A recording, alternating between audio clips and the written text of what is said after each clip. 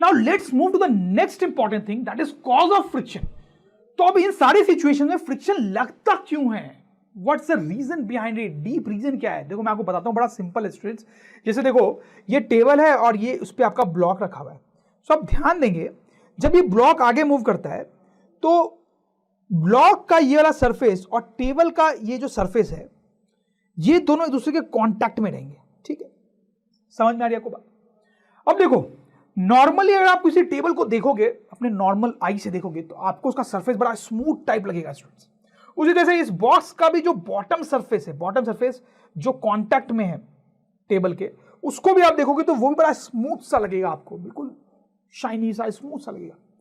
लेकिन स्टूडेंट्स होता क्या है कि अगर आप टेबल के सरफेस को और इस ब्लॉक के भी सरफेस को माइक्रोस्कोप से देखोगे, ऐसे ऐसे माइक्रोस्कोप से देखोगे, तो आपको ऐसा कुछ दिखाई देगा।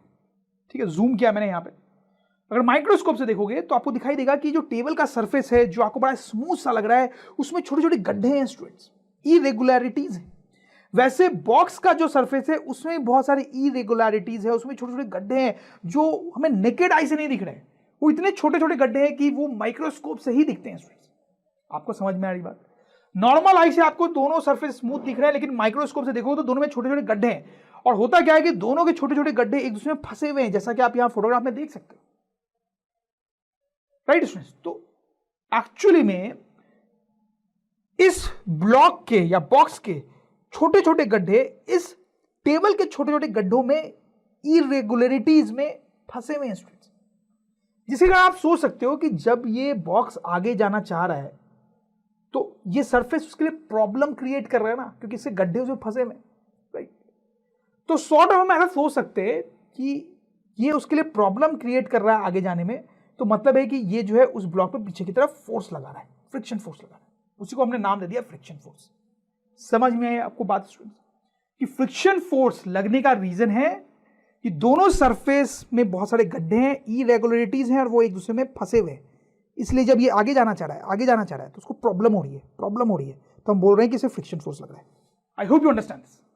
तो स्टूडेंट्स को लिख भी सकते हैं हम कि friction force is caused due to interlocking of irregularities of the surfaces of the two objects in contact। समझ में आई बात स्टूडेंट्स आपको? वही चीज मैंने लिखी है जो मैं आपको यहां बताने की कोशिश कर रहा था, इंटरलॉकिंग ऑफ द इरेगुलरिटीज, उसी के कारण फ्रिक्शन फोर्स लगता है। जिसे इसको और अच्छे से समझने के लिए कैरम बोर्ड का एग्जांपल मैं आपको देता हूं। तो दिस इज कैरम बोर्ड, ठीक है।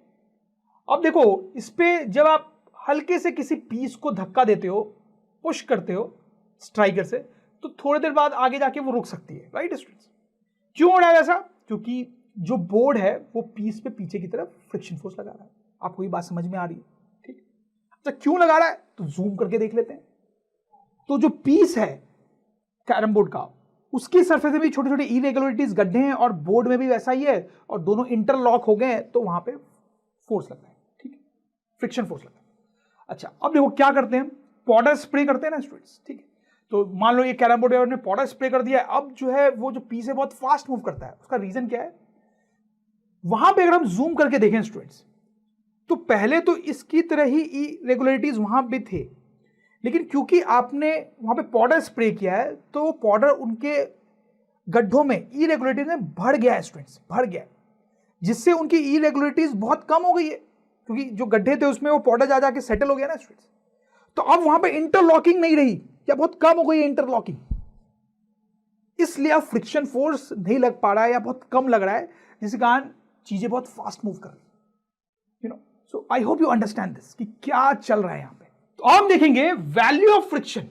तो जैसे हमने देखा कि अगर ये ऑब्जेक्ट है, ये टेबल के सरफेस पे आगे जा रहा है, तो इसे पीछे की तरफ फ्रिक्शन फोर्स लग रहा है, लेकिन उस फ्रिक्शन फोर्स की वैल्यू हो सकता है कि बहुत ज्यादा हो सकता है कि उसकी वैल्यू कम हो, मीडियम हो।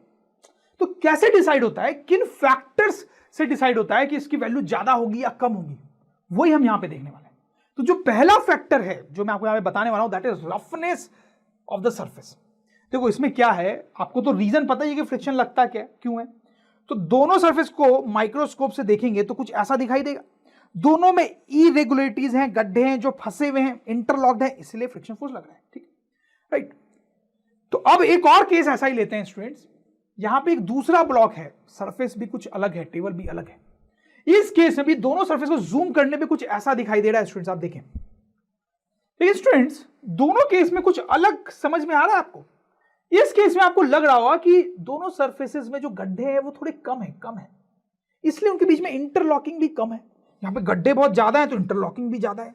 समझ में आ रहा है? ऐसा हो सकता है ना? तो आप खुद ही सोचो, इस केस में जब ऑब्जेक्ट आगे जाएगा और इस केस में जब ऑब्जेक्ट आगे जाएगा तो किस केस में ज्यादा फ्रिक्शन लगना चाहिए? क्योंकि इसमें इंटरलॉकिंग ज्यादा है तो फ्रिक्शन ज्यादा लगेगा, लार्ज अमाउंट ऑफ फ्रिक्शन, और इस केस में इंटरलॉकिंग कम है तो फ्रिक्शन भी कम होगा। सही बात है ना? तो वही मैं आपको बताना चाह रहा था। हम बोलेंगे कि यहां पर सरफेस बहुत रफ है, रफ, और यहां पे सरफेस उतना रफ नहीं है, तो स्टूडेंट्स हम लिख सकते हैं more is the roughness of the surfaces, more is the value of friction, right. जैसा कि यहां पे था, smoother the surface lesser is the value of friction. अगर सरफेस स्मूथ होगा तो फ्रिक्शन की वैल्यू थोड़ी कम होगी। जितने ज्यादा गड्ढे होंगे, जितने ज्यादा रफनेस होगी, उतनी इंटरलॉकिंग होगी, उतना फ्रिक्शन ज्यादा होगा। तो कैरम बोर्ड वाला एग्जांपल से भी आप इस बात को समझ सकते हो। जैसे मैंने आपको ये दो सीन बताए थे, यहां पे पाउडर नहीं डाला था तो जूम करके देखा था तो ऐसा था, यहां पाउडर डाल दिया था तो जूम करके देखा था तो ऐसा था, ठीक है। तो देखो यहां पे दोनों सरफेस रफ थे, इंटरलॉकिंग ज्यादा थी, इसलिए फ्रिक्शन ज्यादा लग रहा था। यहां पे क्या हुआ था, पाउडर डालने से दोनों के गड्ढे भर गए, तो हम बोल सकते हैं स्मूथ हो गए सरफेस। कैसे हो गए? स्मूथ हो गए, रफनेस कम होगी, इसीलिए अब फ्रिक्शन नहीं लग रहा था स्टूडेंट्स, या कम लग रहा था, राइट।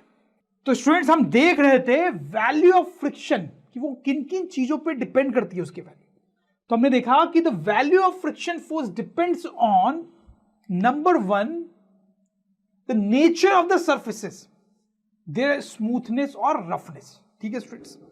अच्छा, दूसरी चीज जिस पे वैल्यू ऑफ फ्रिक्शन डिपेंड करती है वो है the value of friction depends on the force with which the surfaces in contact are being pressed together. क्या मतलब है इसका? ध्यान से पढ़ें एक दो बार इसको। क्या मतलब है इसका वो मैं आपको यहां पे समझाता हूं। सो जैसे देखें, ये ऑब्जेक्ट रखा हुआ है यहां पे, ठीक है, और स्प्रिंग बैलेंस के हेल्प से मैं उसको खींचता हूं ऐसे, ठीक है। वो स्प्रिंग बैलेंस मैं इसलिए लगा रहा हूं ताकि मैं अपना फोर्स मेजर करना चाहता हूं। तो मैंने इसको खींचा, वो चल रहा है आगे, चल रहा है आगे, आप देख रहे हो कितना फोर्स मैंने लगाया, ठीक है स्टूडेंट्स, कोई डाउट नहीं आपको, फ्रिक्शन लग रहा है इसे पीछे, ठीक। अच्छा, अब आप सपोज करो यही एक्सपेरिमेंट हम दोबारा करते हैं स्टूडेंट्स, लेकिन अब जब मैं इसको खींचूंगा ना तो ऊपर से कोई फ्रेंड है मेरा जो इस ब्लॉक को ऐसे पुश कर रहा है, आप देखो उसको दबा रहा है, ठीक है। और इस केस में जब मैं खींचता हूं तो मुझे ज्यादा दम लगाना पड़ रहा है स्टूडेंट्स, बहुत ज्यादा दम लगाना पड़ रहा है, आप देख सकते हो रीडिंग भी ज्यादा है, ठीक है। और स्टूडेंट्स वो ऐसा करना इसलिए पड़ रहा है, मुझे ज्यादा फोर्स इसलिए लगाना पड़ रहा है क्योंकि यहां पे फ्रिक्शन फोर्स भी ज्यादा लग रहा है। यहां पे फ्रिक्शन फोर्स कम लग रहा है और यहां पे फ्रिक्शन फोर्स ज्यादा लग रहा है, ऐसा क्यों? रीजन तो आपको समझ में आ रहा हो, कहीं ना कहीं ऊपर से ये जो आदमी प्रेस कर रहा है इसको, वहीं पर कैच है। तो बड़ा सिंपल है स्टूडेंट्स, देखो यहां पे दोनों सरफेसेस को आप जूम करके देखें तो उनकी जो इरेगुलरिटीज है वो गड्ढे आपको दिख रहे हैं, ठीक है। और इसको भी जूम कर ले देते हैं, दोनों जगह पे इरेगुलरिटीज सेम ही होंगे। क्यों सेम ही होंगे? क्योंकि ब्लॉक भी सेम है और सरफेस भी सेम है, सब कुछ सेम ही है, दोनों का सरफेस सेम है। आदमी ने पुश किया है एडिशनल, लेकिन सरफेस चेंज नहीं हुआ है, तो दोनों की इरेगुलरिटीज और गड्ढे बिल्कुल सेम है, ठीक। लेकिन देखो स्टूडेंट्स क्या होता है कि यहां पर आप सोच के देखो क्या होगा कि जब आदमी ऊपर से पुश कर रहा है तो क्या आपको लग रहा है कि इसके गड्ढे ज्यादा फंस जाएंगे जाके उसमें? होगा ना ऐसा, इसमें गड्ढे ज्यादा फंस जाएंगे क्योंकि ऊपर से दबाया जा रहा है ना उसको, तो ज्यादा गड्ढे फंस जाएंगे। तो स्टूडेंट्स आपको कहानी अब पूरी समझ में आ गई होगी, क्योंकि दोनों जगह सरफेस तो सेम है, गड्ढे सेम है, लेकिन यहां पर इंटरलॉकिंग ज्यादा हो जाएगी। तो इंटरलॉकिंग ज्यादा होने से फ्रिक्शन फोर्स जो है वो बढ़ जाएगा यहां, जबकि यहां पे फ्रिक्शन फोर्स उतना ज्यादा नहीं होगा, ठीक। तो वही मैंने यहां पे सेकंड पॉइंट पे लिखा है कि फ्रिक्शन फोर्स की जो वैल्यू है वो इस बात पे भी डिपेंड करती है कि कितने फोर्स से प्रेस किया जा रहा है दोनों सरफेसेस को, ठीक। अगर आप इसको और कस के प्रेस करोगे तो यहां पर इंटरलॉकिंग और बढ़ जाएगी और फ्रिक्शन फोर्स भी और ज्यादा हो जाएगा। आई होप यू गेट दिस। तो स्टूडेंट्स, अगर ड्रोन स्टडी की ये वीडियोस आपको अच्छे लग रहे हैं तो आप प्लीज इनको लाइक करें, सब्सक्राइब करें, कमेंट्स लिखें स्टूडेंट्स, अपने थॉट्स बताएं, हमारे साथ शेयर करें कि आप और क्या चाहते हैं। और इतना ही नहीं स्टूडेंट्स, सबसे इंपॉर्टेंट नीचे शेयर बटन पे क्लिक करें और अपने दोस्तों के साथ इन वीडियोस को व्हाट्सएप और फेसबुक पे शेयर करें स्टूडेंट्स, ताकि वो भी इन वीडियोस का फायदा उठा सकें स्टूडेंट्स, राइट।